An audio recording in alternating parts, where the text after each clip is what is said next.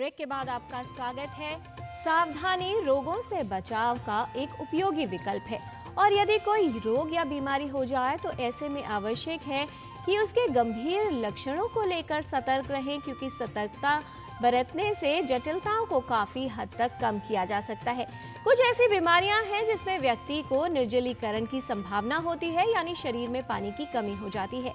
ऐसे में ORS विशेष रूप से सहायक हो सकता है, जटिलताओं को कम करने में मदद कर सकता है। ORS को जीवन रक्षक घोल भी कहा जाता है। क्या है इसकी उपयोगिता उल्टी, दस्त जैसी बीमारियों में और किस तरह से इसका लाभ लिया जा सकता है, आइए समझ लेते हैं।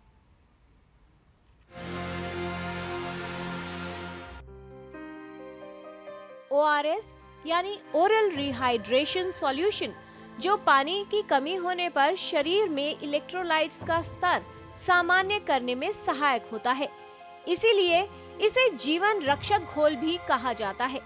शरीर में पानी की कमी यानी डिहाइड्रेशन होने पर इलेक्ट्रोलाइट्स का स्तर बिगड़ जाता है। ORS का घोल शरीर में महत्वपूर्ण खनिज लवणों जैसे पोटेशियम और मैग्नीशियम के सामान्य स्तर बनाए रखने में सहायता करता है।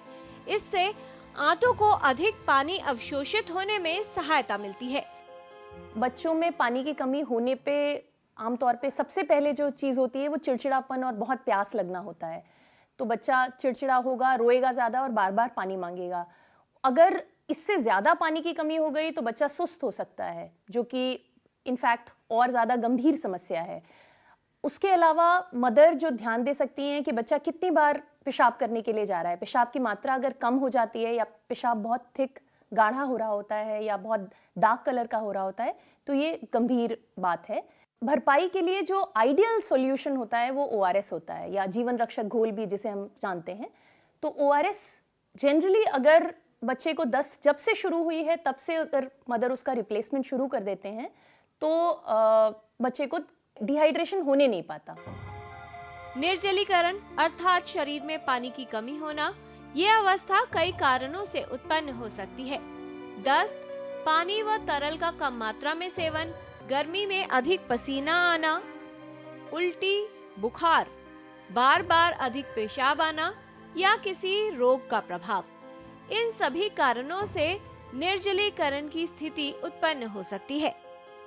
डिहाइड्रेशन यानी निर्जलीकरण एक आम समस्या है। यदि इस पर ध्यान न दिया जाए या कारगर उपचार न हो पाए तो ये जीवन के लिए खतरा साबित हो सकती है। निर्जलीकरण का सबसे लक्षण होता है आपकी होंठ सूखने लगते हैं, आपकी बॉडी में एक लिथार्जी या थकावट सी महसूस होने लगती है। सीवियर केसेस में ये थकावट इतनी बढ़ जाती है कि आप अपने बिस्तर से उठने की स्थिति में भी नहीं रहते।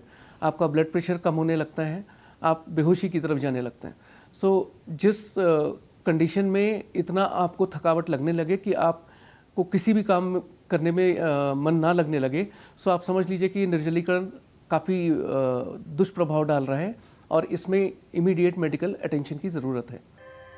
शरीर के तापमान को सामान्य रखने के लिए शरीर में पानी की आवश्यकता होती है। पानी पसीने के रूप में मूत्र और मल के जरिए शरीर से निकलता है। पानी और तरल पीने से इसकी भरपाई साथ साथ होती रहनी चाहिए। समय पर इसकी पूर्ति न हो पाए तो डिहाइड्रेशन का खतरा बढ़ जाता है। सिर्फ पानी कम नहीं हो रहा है आपके शरीर में, जो पसीना निकल रहा है उसमें सोडियम भी बहुत सारा जाता है। अगर हम सिंपल नमक चीनी का घोल भी बना के पी रहे हैं तो हम अपने लिए काफ़ी परेशानियां कम कर देंगे। कोई भी इलेक्ट्रोलाइट का घोल है वो पी सकते हैं। ORS किसी भी मेडिकल स्टोर पर उपलब्ध होता है। इसे घर पर भी पानी में नमक और चीनी मिलाकर आसानी से बनाया जा सकता है। निर्जलीकरण की संभावना होने पर ORS का प्रयोग करें, जिससे निर्जलीकरण से होने वाली जटिलताओं से बचाव किया जा सके और व्यक्ति के जीवन को सुरक्षित रखा जा सके। किरण भारद्वाज, DD न्यूज़।